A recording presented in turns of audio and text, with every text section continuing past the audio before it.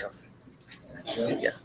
Hey everybody, I am Ben Hickman, and this is my project or presentation of learning. So there's a medical process in the body when taking a cold shower, where your body thinks it's in a dangerous or stressful situation, and so it produces all these very beneficial chemicals and hormones. And then when you step out of that cold shower, all those chemicals and hormones are still left over. So there's this momentary uncomfortable experience. Afterwards, it has long-term health benefits. So my presentation of learning is on uncomfortable or stressful situations that were difficult in the moment, but over time resulted in very beneficial things for me, personal growth, and mental health. I focused on 3 specific examples of this situation. So firstly, was my decision to replace watching TV with reading. So before TBB, it's a big one. Before TBB, I watched TV to cut out stress. So I have anxiety, I get really anxious about things, like chrysanthemum. And so I would watch TV to try and block that out. I would be like, oh God, I'm so anxious, I would run to the TV, turn something on, and I wouldn't have to think about it. And so I knew that before coming into TV. So I come out of watching TV or a movie just as stressed as I was before. It was just a momentary comfort and release from that anxiety. And so, like I said, I knew that coming into TBB, I wanted to change that, and I had that opportunity. And that was fueled by a question, what do I stand to gain? And I thought about it, and I really stood nothing to gain from watching TV. I was dealing with the anxiety. It was actually worsening. It was progressing over time, and I was losing self-confidence. And so I made the decision to replace TV with reading. And with reading, it's much more difficult, anxiety and emotions, because it's really hard to focus on a book when you're trying to think about something else. And so for me, that was a really tough transition at first. It was really uncomfortable, it was really difficult, but over time it got easier and easier, and the benefits were amazing. I'm much more passionate about academics now. I'm more articulate. I took much more from the program than I think I would otherwise if I had just been absorbed in TV and not focusing on the real issues at hand. It made me think more, and I'm more emotionally healthy because instead of hiding my issues away behind the curtain of comfort, I actually had to think about them and address them before I could move on to this other activity. That's my first example.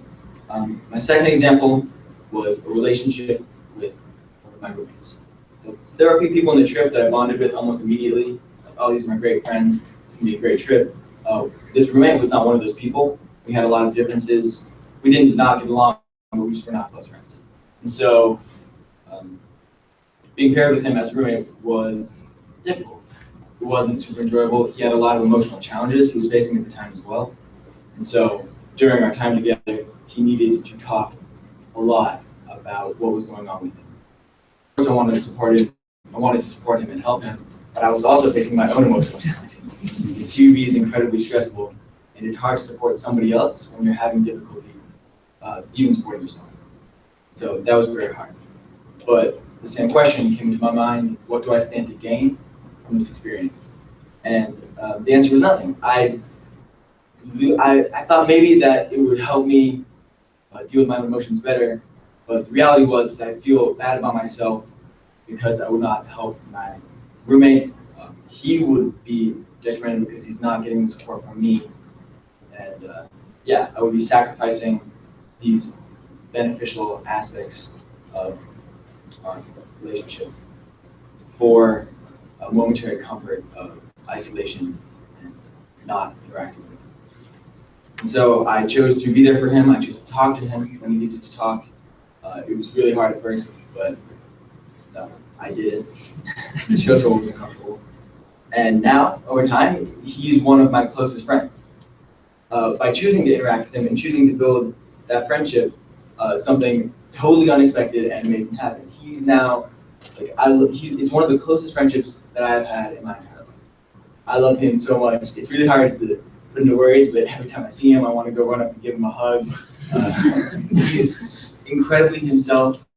He is so compassionate and amazing. And I would have missed out on this beautiful relationship that we have now if I had chosen what was comfortable. And if I had not pushed myself to interact and build a friendship with someone who is so different than myself. My third example happened on a trip to Amritsar, India, to visit the Golden Temple, which is a Sikh temple that is completely run, managed, and everything is completely done by volunteers. There's not a single paid position. The Golden Temple also provides shelters for people who need a place to sleep. Anyone, regardless of faith, race, age, anything. And it also provides 100,000 meals for free to people daily. And all of that food is donated by volunteers, it's cooked by volunteers, it's cleaned by volunteers, and it's served by volunteers. So everything was done. So to get there, we had to wake up at 4 a.m. on a Friday and get on a bus that had essentially, you wouldn't see it. It was not comfortable. It was difficult. And so I did not sleep on that bus. Woke up at 4 a.m. We immediately started walking in the heat all around. We got to the Golden Temple. We explored the Golden Temple. It was really cool. Then we went to dinner. We got out of dinner at 11 p.m. at night. And we went back to the hostel. By that time, it was freezing. And so I slept about 2 hours that night because we had one blanket on an uncomfortable bed in a hostel. And then at 7 a.m. in the morning, our PLs woke us up. We're like, okay, time to go volunteer.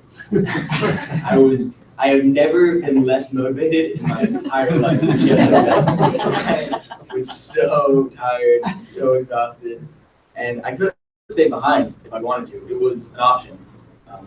One of the other people staying behind who was sick, feigning sickness.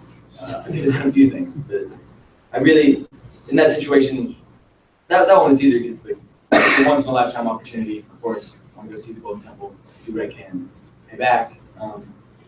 And then when I got there, I went around looking for people to volunteer with, and there was a group of about 500 men cleaning dishes, and I kind of stood awkwardly at the edges. These guys cleaning dishes for a bit until an older Sikh man saw me and grabbed me and brought me into the line of men. And he gave me his sponge. A silly gesture, but it actually meant a lot because he started cleaning dishes with his hands. And without knowing me, without I don't even speak Punjabi. Like, there were so many differences between me and those men, but they tried their hardest to bring me into their community. They showed me so much compassion, so much love, and so much respect, even though I am different on pretty much every level. I am white, young, I do not, like I said, I do not speak Punjabi, and I had no idea what I was doing. But they were completely accepting. They tried to make conversation with me through the language barrier. They gave me food. They were passing food around, and they gave me some, and they were incredibly supportive and kind to me. And I do not know if that was easy for those men, but for most people on our planet, it's very difficult to be that accepting and kind and compassionate to people who are that different. And so that was something that completely changed my perspective on compassion, love for others, and the way I treat people who are different. I mean, this was one of the most impactful experiences of my entire life, and I almost slept through it. Yeah, it was a completely beautiful experience, and it only happened because these men were willing to accept me because I was willing to get out of it. So all three of these examples were very challenging in the short term, but over a long period of time, there were awesome, amazing benefits. I think that these things are also ways to affect change. So for me, with reading, I became more aware of the issues that we were studying. I have a more comprehensive idea of how I can be an agent of change in the world, and I'm more articulate. Like, I can express these ideas to other people better and help convince them of my viewpoints, or have discussions about the viewpoints that we may differ on. Bonding and becoming friends with my roommate, I think so many people go through their days every single day, either at school or at work or anywhere within their communities, and do not try to build friendships with the people who are different than them. People are isolated within their circle of friends who are just like them. They don't put the effort in to go build a friendship that may be difficult at first. But they're missing out on so much because of that. Because there's so much perspective, and there's so much love, and there's so much friendship out there that people do not put the effort in finding. And it's incredibly rewarding once you do.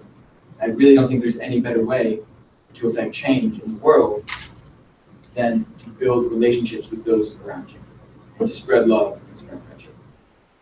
And then with the third example, as you can see in our country today, there's a whole lot of lack of acceptance, of xenophobia, of racism. There's so much of that in this country. It's completely overwhelming, and people don't put in the effort to challenge their assumptions about what a group of people is like. They're completely comfortable in this idea that a group of people is evil, or a group of people are terrorists, and they don't challenge that, and they don't show those people love. And so, in terms of creating change in our country today, and throughout history, there is no better way than to advocate for minority groups that are oppressed, to advocate for those who do not have a voice, to advocate for those who are misrepresented. All three of these things are ways to affect change. Change is not comfortable. By definition, you're moving out of what is old to something that's new. And that is so often uncomfortable. But it's so rewarding when you do it. And change was not comfortable or easy for Martin Luther King Jr. It was not comfortable or easy for Harriet Tubman or Nelson Mandela. It's not easy and it's not comfortable, but it is so incredibly beautiful and rewarding. Thank you.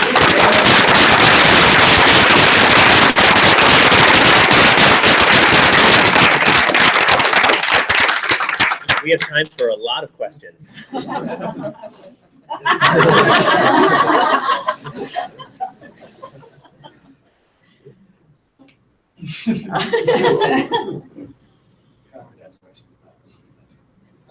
So Ben, you're unusual in a very wonderful way about how you are comfortable expressing as a young man concepts about love and compassion for other people.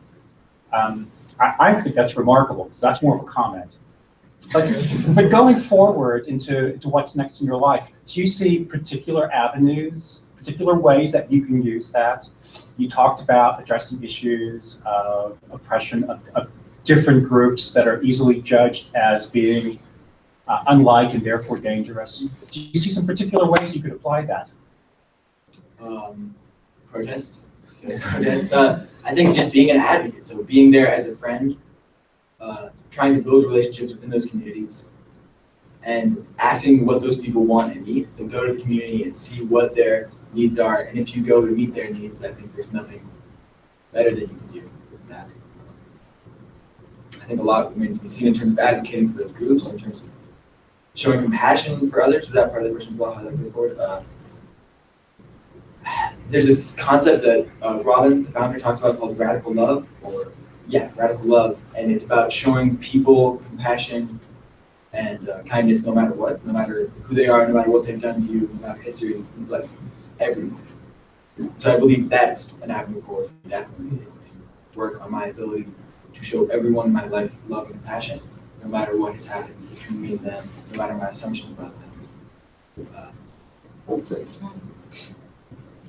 So it sounds like these meaningful experiences in the moment, you were mostly experiencing the discomfort, and then in retrospect, you saw the importance. Would that be true? Yeah. So now, sorry. No.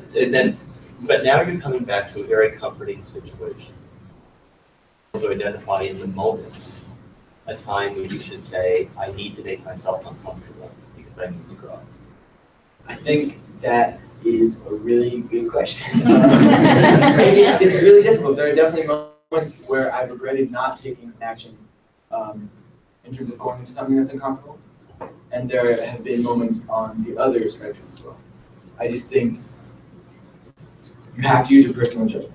So it's hard for me to describe what the signs are of a situation in which I think I will learn. But often it is that question, what do I stand to gain? And really being truthful with yourself and with the situation. So what will I gain from being uncomfortable? What will I gain from being comfortable? If you're honest about it to yourself, I think you can have a better idea of where you're going. I was just gonna say, have there been uncomfortable situations that you put yourself in, that you said, no, that was uncomfortable, and I really wish I hadn't put myself there?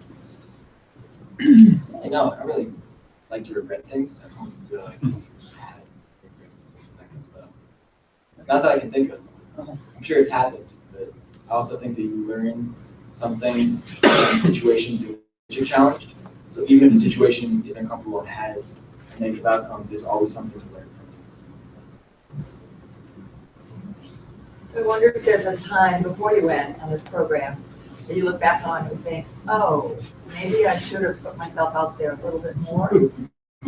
Absolutely. I think really, this is the reason this is so relevant is I think if I did everything that I wanted to, I'd be 500 pounds on my couch all day eating candy and watching TV.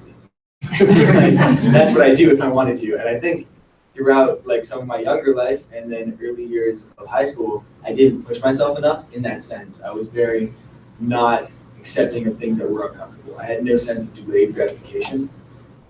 And yeah, there were a lot of times I wish I could push myself more. Part of the reason that I'm talking about it now, and part of the reason I think it's so important is because because if I don't do it, then I don't leave my house. That's, yeah, it's very important. Years from now, you might find yourself talking about this with a group that really has no connection with this at all. Perhaps they haven't thought about radical love. Perhaps they're, maybe a more xenophobic, misogynist, Yeah. figure stereotype here, but we know they exist. Yeah.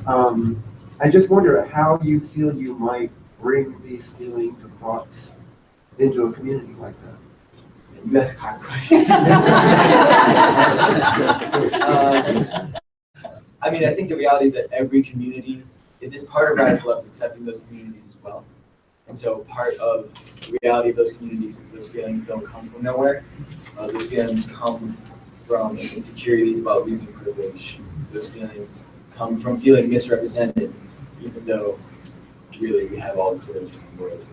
In those communities, it is often true that they're white. How would I address that?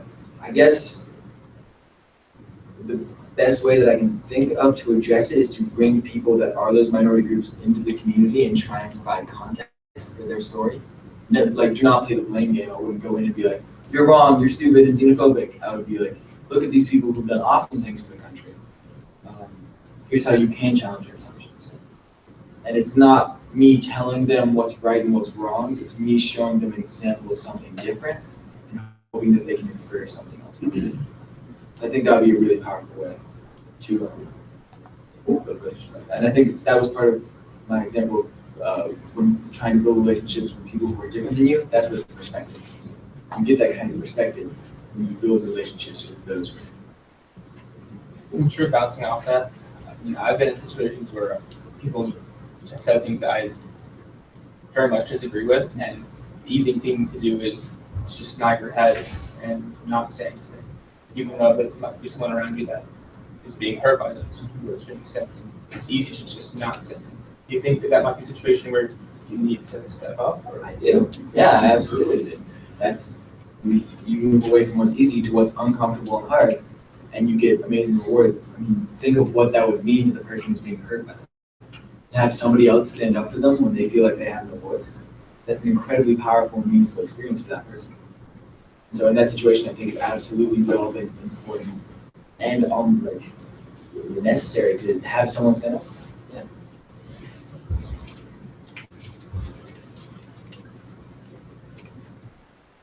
One element I'm struggling with. So you said, unconditional. I heard you say this, unconditional love, and unjudgmental, right? So you wanted to accept people how they are. I'm trying to think through whether this is really true, whether you're This is a real argument. whether you're really unconditional and whether you're really unjudgmental, or whether you or anyone should be, right? Or me, right?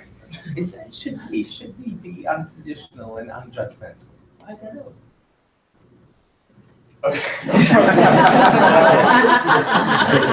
Can I rescue you a little bit. Oh, no, no, I think this is interesting, and I'm thinking about it too, and there's this quote that I heard a couple months ago that I just love, which is, compatibility is an achievement of love, not a prerequisite for it.